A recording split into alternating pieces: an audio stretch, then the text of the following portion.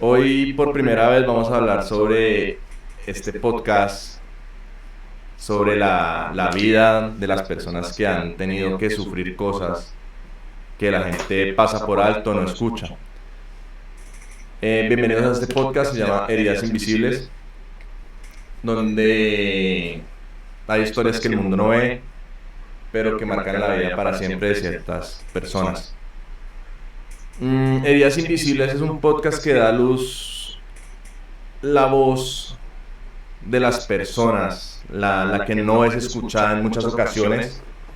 A muchas niñas que solamente dicen están en la imaginación, son cosas que no han pasado y han tenido que vivir ciertos procesos, bien sea de violencia, de abuso, ¿sí? Y son cicatrices emocionales que van quedando en la persona, donde muchas veces, en muchas ocasiones, las personas lo ven como, no pasa nada, eso pasa en las mejores familias, eso pasa en todo lado. Y en ocasiones no es así. En ocasiones esas heridas que van quedando, esas cicatrices, van formando el carácter de una persona, el carácter de un niño, el carácter de una niña, que determina qué va a ser la persona cuando crezca, cómo se va a desarrollar y muchas veces lo que va a hacer en una sociedad. ¿Sí? El live de hoy es para crear conciencia, es para que la persona aprenda que también los demás tienen traumas, heridas, cicatrices, que para muchas personas pasan por alto, que para muchas personas no importa, pero en este caso vamos a hacer que esas voces sean gritos, gritos que han estado callando durante mucho tiempo. ¿Sí? El silencio nunca debe proteger a un agresor. El día de hoy vamos a hablar sobre un tema muy importante que es la violación, los casos, los índices de violación que hay en Colombia, ¿sí? Ya que por año estamos hablando de que hay entre 17.000 a 19.000 casos de violencia sexual registrados en Colombia. Entonces la pregunta es, ¿qué pasa con los casos que no han sido registrados? ¿Qué pasa con las personas que han sido abusadas, los niños que han sido abusados, los adolescentes que han sido abusados en el campo, donde no tienen a un ente gubernamental para ir a poner su demanda, para ir a acusarlos, sino que muchas veces eso va pasando por alto, por alto, por alto, por alto? Entonces ese índice, esos registros irían aumentando, ¿sí? La mayoría de estos casos, de estas violaciones, es para las niñas, para las adolescentes, más que para los niños. Pero al igual, el caso de hombres también se ve reflejado. Este índice es más de parte de la familia, que es la que empieza con el acoso. Esto va por parte de tíos, tías, abuelos, padrastros, en fin. Solamente en el 2024 se registraron 19.192 casos de abuso sexual en contra de menores. Vuelvo y digo, reportados, ¿sí? Más los que no han sido reportados, ¿cuánto sería en total? Si verdaderamente esta cifra se diera de todo Colombia y las personas que también han sido abusadas y no han sido reportadas. Con esta cifra que nos dan, estamos hablando de que son más de 50 violaciones por día. Una cifra alta. Una cifra que no se está teniendo en cuenta. Porque no solamente decir es una cifra en números, sino que también hay que ver que son vidas, son razones, son formas que el niño o la niña van a ir creciendo con esta mentalidad de lo que le hicieron. Y eso es lo que queremos hacer hoy. El mayor índice de violaciones se da entre los 12 a 17 años de edad. Vamos a verlo en tres. El primero es de 12 a 17 años de edad, donde se produce el mayor caso de violaciones. El segundo grupo de violaciones oscila entre los 6 a los 11 años de edad, es decir, infantes. El tercer grupo, que es con menos índice, pero que se sigue presentando, es de 0 a los 5 años de edad, es decir, desde un bebé hasta la persona que tenga 5 años de edad. Los índices de violación en Bogotá se dan más como 2.461 violaciones, en Medellín se dan más o menos registradas 401, en Cali 311 violaciones, en Pereira 227 y en Ibagué 214. Estos índices estamos hablando de casos registrados, ¿sí? No estamos hablando de un mes, de un año, no. Estamos hablando de una semana, de días que se van dando. Entonces, si nos damos cuenta, esto siempre va a ir creciendo y nunca ha encontrado un punto medio ni ha disminuido, ¿sí? La violencia sexual se da en instituciones educativas, se da por redes sociales, se da por las famosas salidas pedagógicas, ¿sí? Que es cuando los colegios salen de viaje y ahí suelen abusar de las personas. Entonces, esto también va proyectado para los papás, que en muchas ocasiones permiten ciertas salidas de los hijos o hijas, ¿ya? La violación no es solamente para mujeres, la violación es también para los hombres. Los presuntos agresores son aseadores, compañeros, coordinadores, docentes, madres, orientadores, ¿sí? Personal de vigilancia, hasta propios rectores se han visto casos de violación. Entonces, hay que estar pendientes siempre de nuestros hijos o de las personas que lo necesitan. No solamente decir, tengo un hijo para darle estudio, para darle comida, para decir que lo amo, pero no estoy pendiente de lo que hace. No solamente decir, tengo un hijo para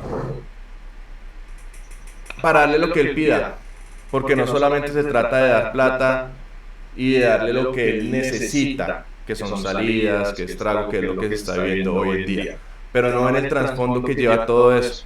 Entonces, hoy lo que vamos a hacer es tener una invitada que ella sí va a hablar de la vivencia de ella dentro de las instituciones que supuestamente prestan una protección, dentro del colegio, dentro de la familia. Entonces, esto no es con el sentido de dar morbo, no es con el sentido de revictimizar, es con el sentido de que la persona o la gente que lo está viendo o que lo va a ver en YouTube después de ver el live, caiga en cuenta y esté muy pendiente de los hijos, de los sobrinos, de las sobrinas, o si pueden ayudar al vecino o a la vecina, muy seguramente lo hacen. Entonces, la invitada de hoy, no vamos a dar el nombre real, obviamente, porque tenemos que salvaguardar la seguridad de ella, sino que vamos a tratarla de invitada. ¿Listo? Entonces, por favor, le damos una bienvenida. Por favor, sigue.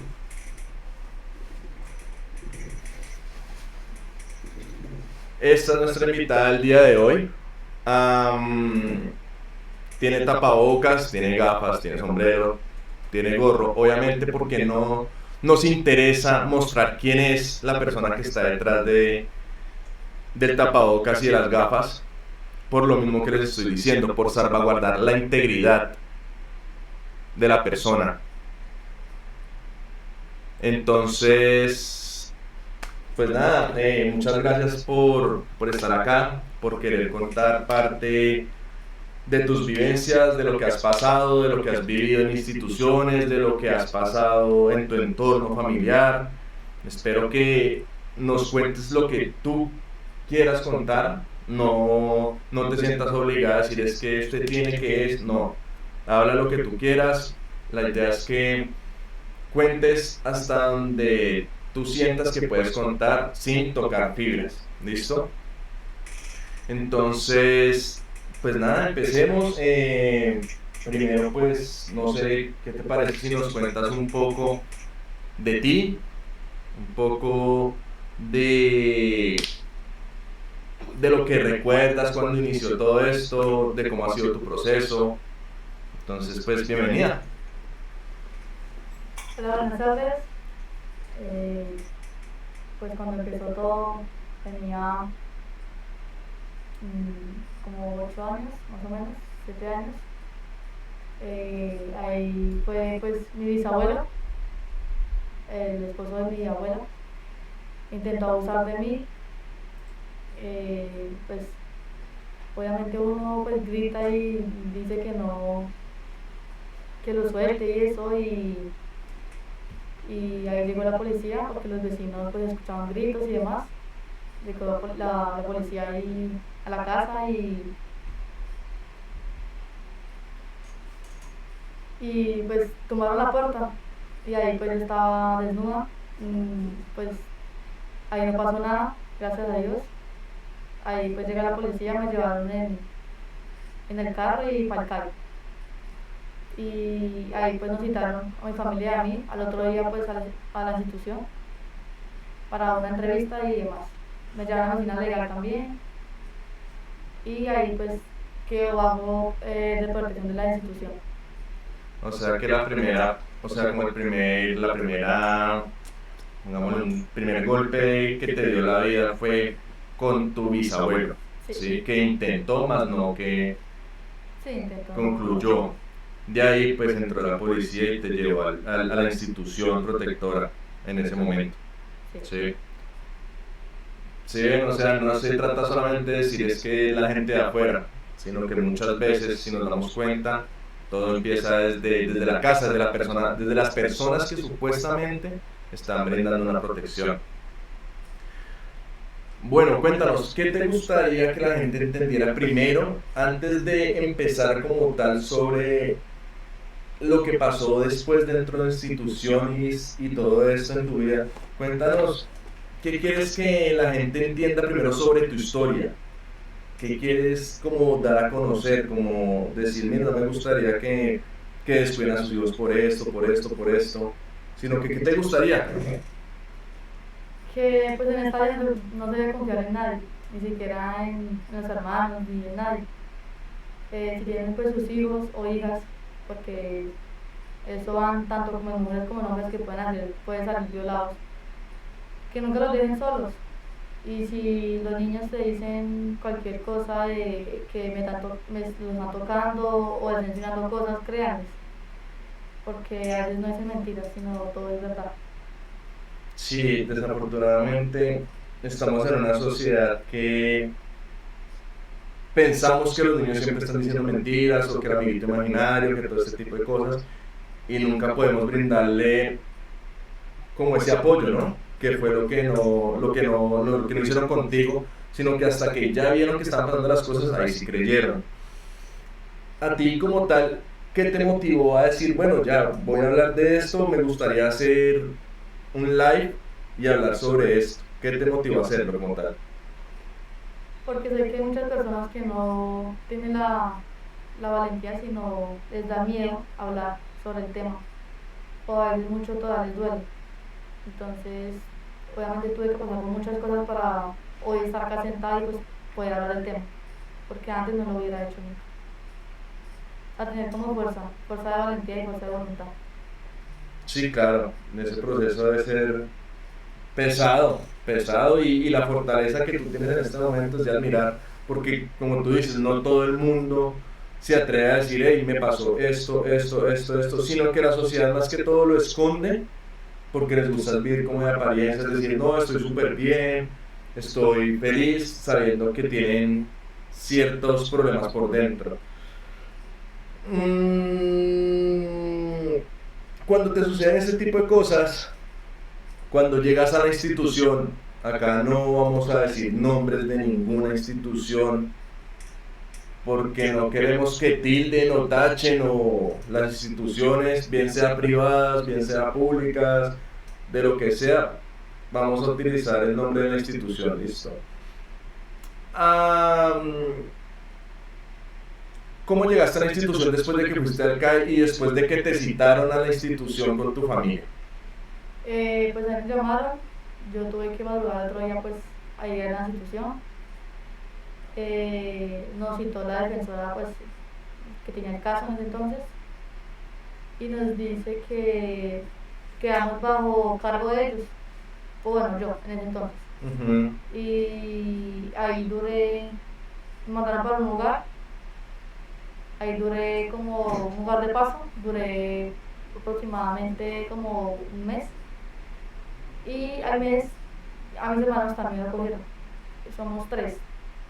Y a ellos cogieron también bajo la institución porque pues mi papá no tenía las comodidades de tenernos presupuesto y porque eran consumidores. O sea, primero vas tú a la institución, ¿cierto? Ustedes son tres. Ajá. De los tres primero vas tú y después al mismo tiempo llevan a tus dos hermanos. A los días. A los días. Y cuando ellos los cogen y los llevan a la institución, ¿ellos entraron a la misma institución donde tú estabas o una institución ajena? No, entramos todos al mismo hogar porque los hermanos tienen que estar unidos que para fortalecer el vínculo y demás. Nos unieron a los tres, obviamente por peleas y eso nos tuvieron que separar porque mis hermanos, tiene pues sus problemas psicológicos y era muy agresivo, entonces ahí sí se los llevaron pues para otro hogar, a mí me dejaron ahí con mi otro hermano y ahí duramos un mes más o menos, nos separaron a todos porque pues no peleábamos mucho, peleas de hermanos, entonces no podíamos estar juntos y ahí yo estaba en el municipio de Honda y mis hermanos, uno lo mandaron para hogares de ahí de Honda y otro para Mariquita. Y ahí estuvimos mucho tiempo separados hasta que la institución pues decide unirnos otra vez, que por el vínculo y demás. ¿Cuánto tiempo pasó? ¿Cuánto tiempo la institución te tuvo separada a ti de tus hermanos? Como un año más o menos, un año y medio. Y cuando se reencuentran ustedes ya estaban como... No, obviamente sí nos encontramos porque nos daban visitas, que eran los martes, pero no podíamos vivir juntos. O sea, nos encontrábamos todos los martes y en las reuniones porque habían que citas pedagógicas, reuniones así con los chicos de la institución, entonces todos nos reuníamos y pues allá hablábamos y eso. Entonces siempre como que nos veíamos, pero no podíamos vivir juntos. Ok, bueno, al tú estar dentro de la institución, ¿te sentías más segura dentro de la institución o cuando estabas por fuera de la institución? Pues se supone que cuando uno lo coge, en ese entonces en la institución, uno se debe sentir seguro, pues porque no va a pasar nada y es un lugar donde se supone que no va a haber mucha protección hacia uno, pero no. Siento que los casos se pueden ver en todos lados, así esté lo más protegidos en una cárcel, se pueden ver las violaciones. Ok, ¿en qué momento te diste cuenta, ya que estás hablando que no es, o sea, pues la institución protectora no es tan protectora como dicen? ¿En qué momento te diste cuenta que en la institución que te iba a brindar protección podrías estar más vulnerable que al estar por fuera? O sea, cuando dijiste como no, acá estoy peor que estando por fuera. Pues la institución obviamente tiene también sus cosas buenas, o sea, no todo es malo. Nos ha brindado pues muchos beneficios que sé que una persona de fuera de la institución no se puede tener, ya sea por presupuesto y demás. Pero ya me sentía vulnerable cuando la institución decide pues reunirnos a todos mis hermanos mi hermano y ahí llegar para Mariquita donde vivo ahí donde pasó pues todo lo que voy a contar más adelante. Ok, entonces pues primero estuviste en la institución, después te separaron de tus hermanos y después ya te mandan a ti solo a un hogar, a un brazo de la institución. Y ahí me sentía pues súper bien. El lugar que llegué entonces a Honda fue súper bueno, la verdad me sentía en familia, que obviamente no era mi familia, pero nos hacía sentir en familia. Pero siempre ellos intentan uno estar en cada lugar, o sea, uno parece un objeto, que un hogar aquí, otro hogar allí, allí con muchas familias, y pues no todas las familias son buenas, porque tienen sus reglas diferentes. Ok, entonces, retomando, Hablamos de que el primer golpe de tu vida no se consolidó, pero fue un intento de abuso hacia ti que fue por parte de tu bisabuelo. Entonces, ¿en qué momento se te da el golpe como tal de el acoso, de haberte vulnerado? ¿En qué momento como tal se presenta la vulneración total hacia ti? Eso fue como en el 2017, más o menos, o 16. Yo estaba muy chiquis, tenía, no me acuerdo. Llegué al lugar de Mariquita porque ellos decidieron reunirme otra vez con mi hermano y porque él quería que yo estuviera con él, aunque nosotros siempre hemos peleado demasiado. Entonces nos reúnen, yo llego a Mariquita y pues nos mandan a un lugar donde hay muchos niños, aproximadamente es una casa y hay como seis chicos, mixto, ¿no? Chicas y chicos. Y nos cuidaban dos, en ese entonces nos cuidaba una pareja, una madre sustituta y un padre sustituto que era el esposo de la señora. Eh, yo cuando llegué, pues todo bien, yo duré un mes bien, todo fue excelente, la señora pues me acogió bien, la señora siempre fue muy buena al principio. Y ya después del mes, el señor pues era ganadero, tenía fincas y eso. Y él me empezaba a observar mucho. Y pues uno de niño, o bueno, yo siempre supe que esas miradas no eran Tan normales. sí, tan normales, sino eran como morbosas. Y pues uno sabe cuando lo miran a uno bien y pues ya con otro morbo. Entonces ahí empezó pues, a mirarme mucho y pues yo siempre he sido una chica de bustos grandes, de senos grandes, así estuviera pequeña, por familia y por demás. Entonces me sentía que me morboseaba mucho y una vez pues yo dormía sola en mi habitación y la habitación pues en las instituciones usted no puede cerrar con candado porque es prohibido, ya sea porque usted tenga depresión, ansiedad, que usted se quiera pues autopresionar, entonces es prohibido no echarle candado a la puerta sino siempre abierta. Entonces el señor una noche entró a la habitación y empezó a tocarme y yo me di cuenta pues obviamente yo grité y él se salió y yo seguía pues súper mal estuve y le conté a mi hermano.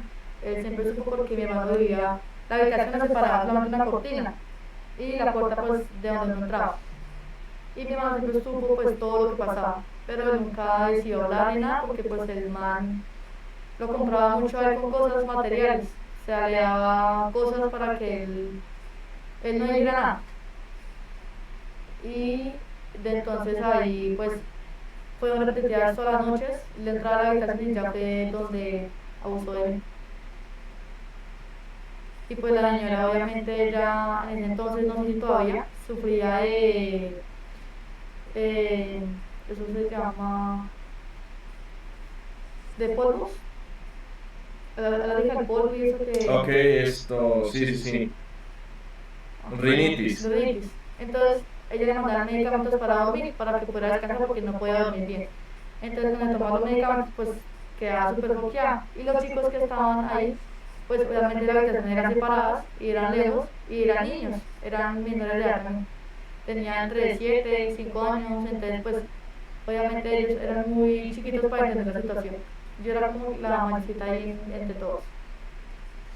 Este personaje o padre, por decirlo así, en ese momento, del el jefe de ese hogar, ¿solamente te abusó a ti o también abusó a más personas dentro de la institución? Pues lo que te diga No sabes. no sé, la verdad.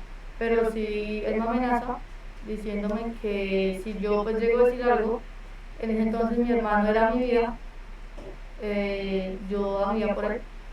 Él me dice si usted dice algo, yo me encargo de procesar con una institución, como un internado. Entonces a nosotros pues siempre le teníamos miedo al internado porque nos decían que allá nos pegaban, nos cortaban el cabello y demás, o sea, nos daban duro, como tipo cárcel. Entonces pues era mi miedo de llegar allá y demás, entonces yo siempre fui callada, nunca dije nada, y porque pues también me amenazaba con mi hermano que si yo pues decía algo, él también se iba para internado y demás. Entonces siempre estuve callada, fue aproximadamente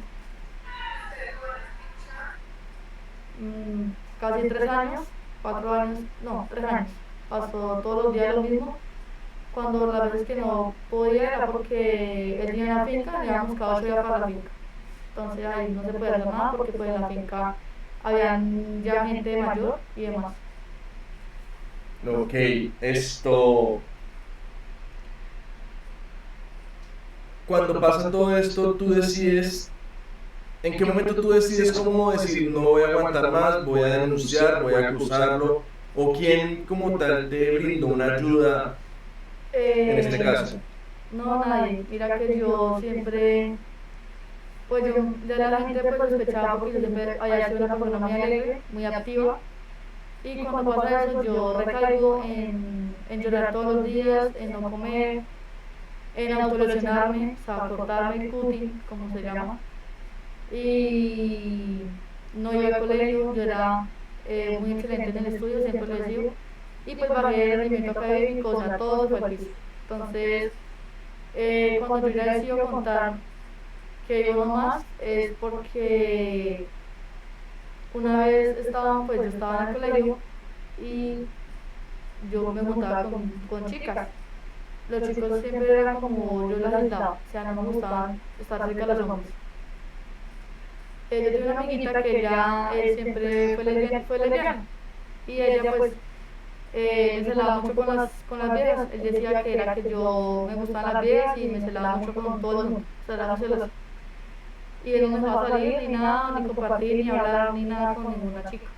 Y, y él inventó, pues dijo ahí a la esposa que yo me había metido un solador, porque yo sufro de mayorina, entonces yo decía que tenía pues ardor al orinar, siempre sufrí eso. Entonces decía que era por eso, porque yo me metía cosas en la vagina. Entonces que por eso es que yo mantenía así recaída y cosas así. Entonces yo decía, pues ya contar, fue porque a nosotros nos citaron en nutrición en la institución, en Onda. Entonces yo le dije a él, yo le dije, se va a arrepentir de todo lo que ha hecho. Entonces él me amenaza y me dice, usted ya sabe lo que pasa. Yo decido contarle a mi hermana y le digo, ¿qué hago? Y él me dice que no diga nada, pues porque estábamos en la vida de las dos, él o yo. Entonces yo que bueno, yo pues ya no iba a poder contar nada, que estaba muy chiquis.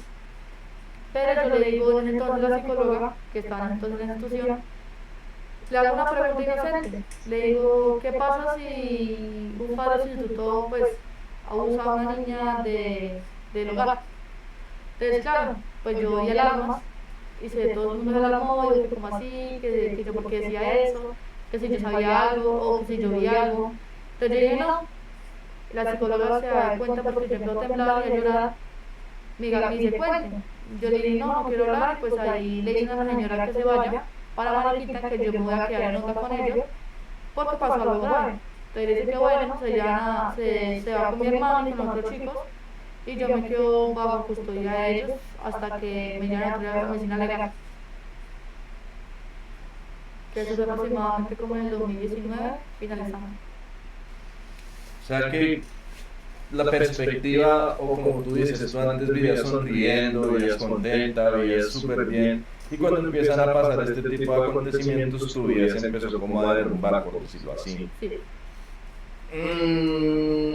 Después de que pasa todo esto, después de que ya te agreden sexualmente, ¿qué te hace como, o sea, qué te da la mano como para ayudar a sobrellevar las cosas, como ya dejar de pensar en eso? No, mira, eso nunca se olvida. Digo que eso, porque hasta el día de hoy todavía recuerdo a veces y lloro y todavía tengo pues mis depresiones y demás, pero siento que eso nunca se olvida. Simplemente es como asimilar que nunca pasó o vivir el día a día, porque eso siempre queda marcado en uno. Cuando ya pues se dan de cuenta que me llaman a medicina legal, obviamente la historia clínica salió que yo estaba prácticamente rasgada. sea, estaba lastimada y pues estaba sangrando cuando me llamaron a medicina legal. Ahí deciden llevarme al lugar que siempre he estado, en Onda, donde yo me sentía en familia, y pues yo me pongo a llorar porque no sabía qué iba a pasar conmigo. Y finalmente a los días, como a la semana, finalmente me llevaron para una institución, un internado, el cual duré ahí prácticamente unos 2 años y medio o 3 años, internada en el internado. ¿En este lugar sucedió alguna otra violación o agresión hacia ti? No, pero sí yo contra mí misma. Siempre he intentado quitarme la vida y autolesionarme, cortarme. Entonces me mantenía en hospitales, hospitalizada siempre porque intentaba intentaba contra mi vida. Entonces, pues, siempre me mantenía en hospitales y demás. Y ahí duré prácticamente, siempre duraba hospitalizada 2 semanas, 3 semanas, salía y volvía a los días otra vez porque me intentaba cortar y demás. ¿Quién te ayudó a sobrellevar las cosas, a salir adelante, a seguir? Porque pues obviamente esto es un momento duro, es un momento depresivo en tu vida. Pero ¿en qué momento tú dices como no voy a intentar suicidarme, no voy a intentar lastimarme más? ¿Fue por ti misma o hubo una persona que te dijo como, hey, no estás sola, cuentas conmigo, te voy a ayudar? Pues es que eso nunca, o sea, hasta el día de hoy yo a veces tengo Tus crisis. sus crisis y me he cortado, pero pues ya he sobrellevado más situación, obviamente. Pero siento que eso no, y pues obviamente siempre hay personas ahí donde te apoyan y si no estás solo, tú puedes, dale, pero usted siempre se va a sentir vacía, siempre se va a sentir sola, con tal de que tenga tantas personas alrededor suyo. Es como vivir el día de ella. O bueno, yo lo pienso así hasta el momento. Tu familia, ya después de todo esto, ¿qué ha pasado con tu familia? ¿Qué es de tu familia? ¿Qué pasó con tu familia cuando tú entraste a Cuando la nosotros institución? nos declararon pues hijos del Estado, que fue en el 2017, mi mamá era consumidora igual que mi papá. Ujú. Mi mamá pues desde entonces se vuelve habitante de calle, ella ahorita es habitante de calle. Mi papá pues estuvo un tiempo, fue Jíbaro. jíbaro, sí. Ahorita para hace como, creo que 2 meses ya, o un mes, salió de la cárcel y pues hablo con él muy poco. Obviamente ya la comunicación y ya todo es diferente, pues porque nunca estuvo ni nadie de mi familia, solo una persona que estaba lejos de acá, es la única que estaba, que es mi familia, de resto nadie, y pues mi mamá, ella está en las calles. Tú nunca te has encontrado, tú ya que estás fuera de la institución y fuera de todo esto hace rato, el momento en que tú pues sales, no sé, a un centro comercial, al banco, a hacer tus vueltas, ¿nunca te has encontrado a tu mamá? Sí, claro, yo decido porque cuando usted está bajo protección usted no puede ver a su familia, es prohibido. Entonces yo me propuse que cuando cumpliera mis 18 años yo iba a buscarla. Yo cumplo mis 18 y yo voy a buscar la onda, que de donde es ella, y yo la encuentro y me encuentro con ella. Pero obviamente ya uno físicamente ha cambiado mucho.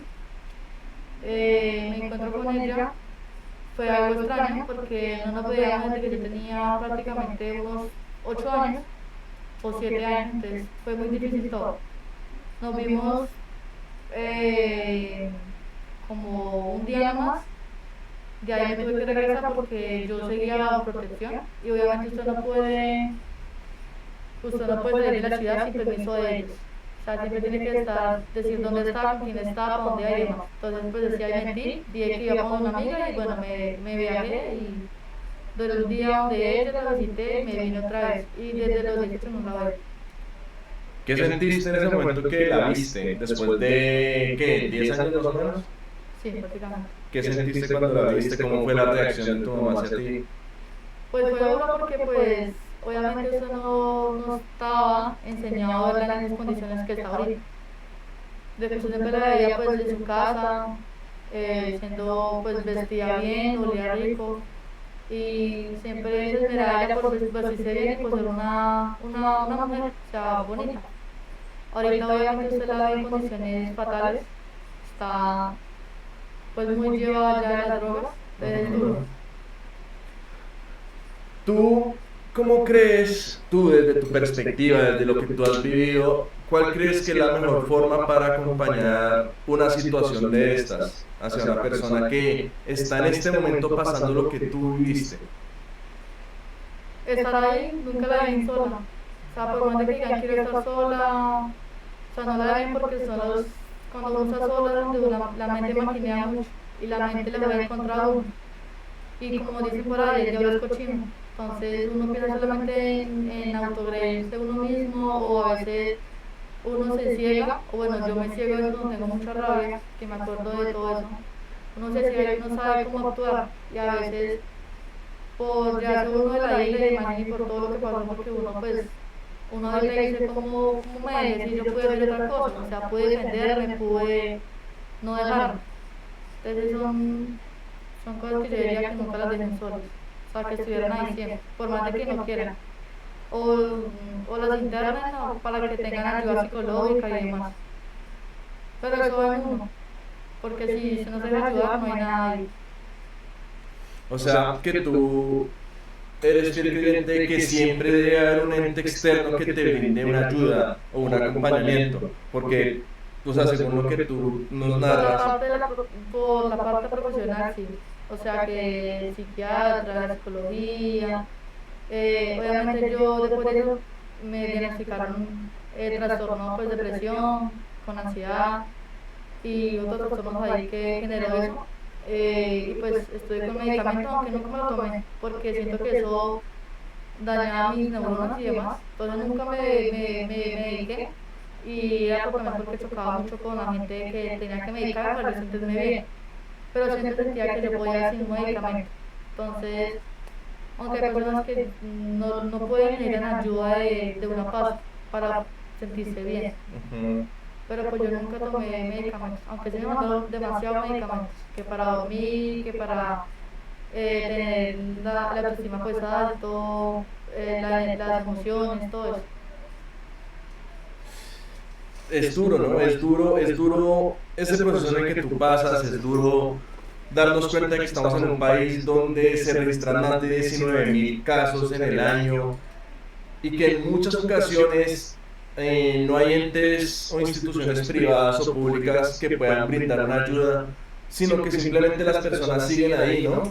De una u otra forma, las instituciones, bien sean públicas o privadas, instituciones que verdaderamente brinden una protección, sí logran ayudar en algo, porque de una u otra forma, al tú ingresar allá, después de todo lo que pasaste, te brindaron un respaldo, en el sentido, como tú decías desde el comienzo, no todo es malo, pero como tampoco todo es bueno, o sea, todo lo bueno pues siempre trae algo malo y todo lo malo siempre trae algo bueno.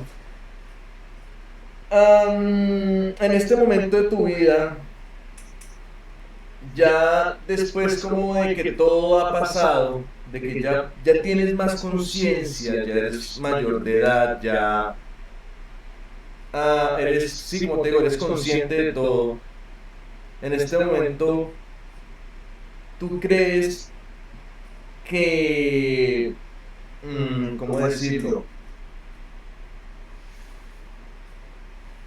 Que si tú pudieses devolver el tiempo, cambiarías ciertas circunstancias para que no, o sea, no volviera a pasar esto. Es decir, ¿tú qué preferirías? ¿Que haberte quedado en tu casa o seguir en la institución o haber entrado en la institución como fue? Si tú pudieses volver el tiempo y que todo fuera en el momento cero, donde te dijeron como, hey, te vamos a llevar o te quedas en tu casa. ¿Tú qué prefieres que hubiese sido mejor? Haber entrado en la institución o en la casa. Pues obviamente en eso pues estar en mi casa, ¿no? Porque yo lloraba mucho por estar con mi familia, con mis papás.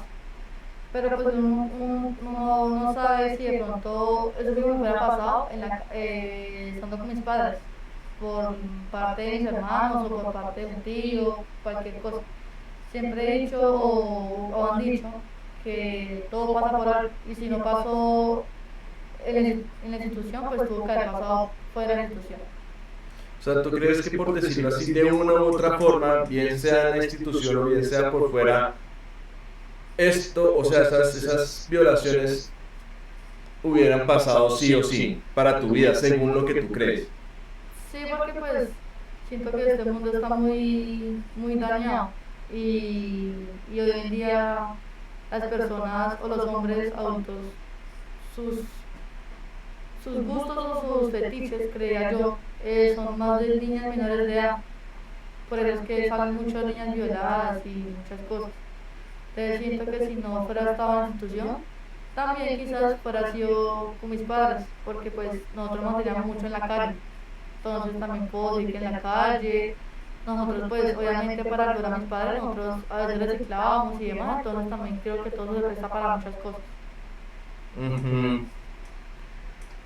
Eh, en este momento estamos en un live, obviamente, y hay personas que están pasando estas situaciones.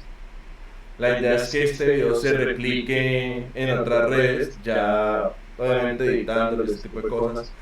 ¿Qué podrías decirle tú a las personas que están viviendo en este momento eso que tú viviste?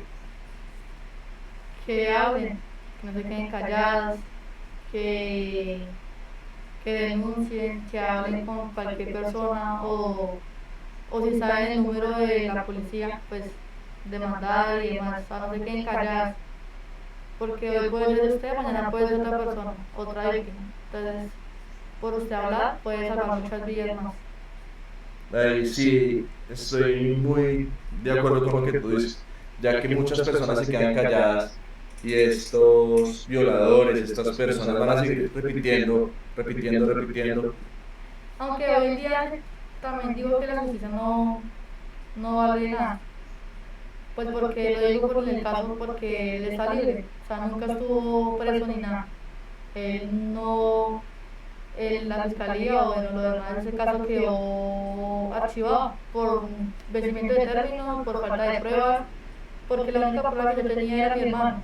Y él obviamente, él se va de la institución y él decide irse a vivir a donde el Señor, porque cuando me llevan cuando yo salgo de esa casa, cuando ya conté todo, obviamente ese hogar lo cierran inmediatamente. Los chicos que estaban ahí los llevan a otro hogar, ese hogar queda cerrado.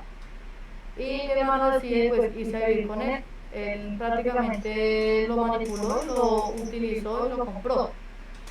Entonces mi hermano pues, las personas que me conocen dicen que él estaba, que él era un niño, que no supo, pero pues hoy en día ya es mayor de edad y aún sigue pues por detrás, con la puñalada por detrás. Entonces cuando la última audiencia que tenía en ese caso, eh, yo sostenía pruebas a mi hermano, porque él nunca se daba cuenta de lo que pasaba. Pero a él le importó más la plata o lo que él le podía ofrecer en ese entonces que ayudarme. Entonces dijo que yo me había inventado todo porque supuestamente yo había usado eso. O sea, yo usé de él, entonces yo me inventé eso. Y pues yo tenía miedo que yo contara. Fue lo que él dijo en la audiencia, y pues la audiencia era la última audiencia, y pues eso quedó, ese caso quedó archivado. Y ahorita él me busca, ahorita él me pide perdón, ahorita me dice, porque el man ya lo echó, o sea, él ya quiso lo que obtuvo. Entonces ayer me pide perdón, ya me dice que lo perdone, que él debe hacer las cosas bien, que yo siempre estuve para él, bueno, demás. Pero siento que ya era mayor de edad, entonces no voy a ser un niño vulnerable, porque pues un niño se va a comprar con un dulce. Él ya tenía 19 años cuando siguió lo mismo. Entonces es duro también, por eso ya ahorita el man quedó libre. El man quedó libre y aunque el caso lo pelamos, pero siento que ya no se puede hacer nada. Y el abogado también que me tocó pues fue como era de oficio, entonces no ayudaba mucho. Sentía que estaba más de parte de él que él, porque no ayudaba demasiado, no ayudaba en nada, perdón.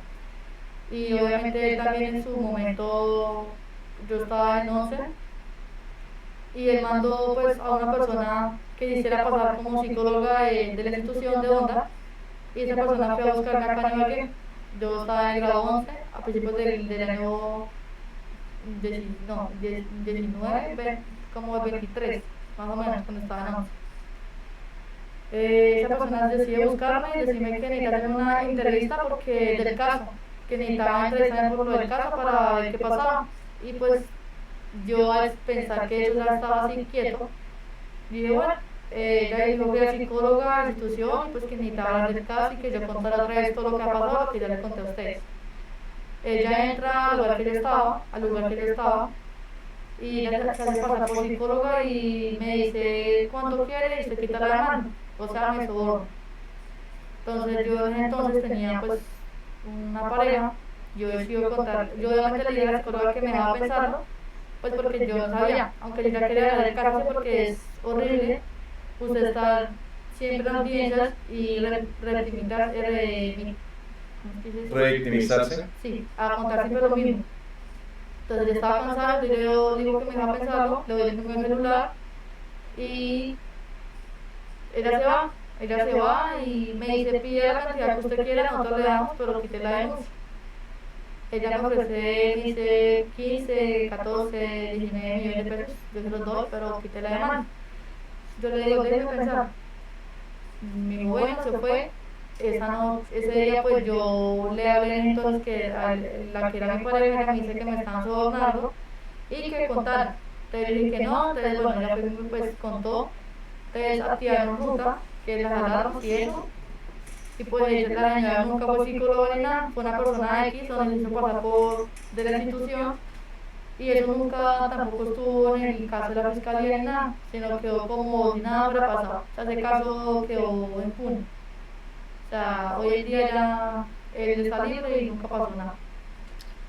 Eso es lo que hablamos desde el comienzo. La gente, o en Colombia, las violaciones, los acosos y todo esto que pasa con adolescentes, con niños, ahí es como el dicho, ¿no? La ley es para el que no tiene plata. La persona que tiene plata, que tiene para solventar un buen abogado, que tiene para pagar, simplemente hace eso. ¿Con qué? Con la excusa de yo no fui, no tiene evidencia, eso nunca pasó, era una niña, era un niño. Y desafortunadamente así hay más de un caso, y es lo que hablamos del comienzo, son cosas que no se registran.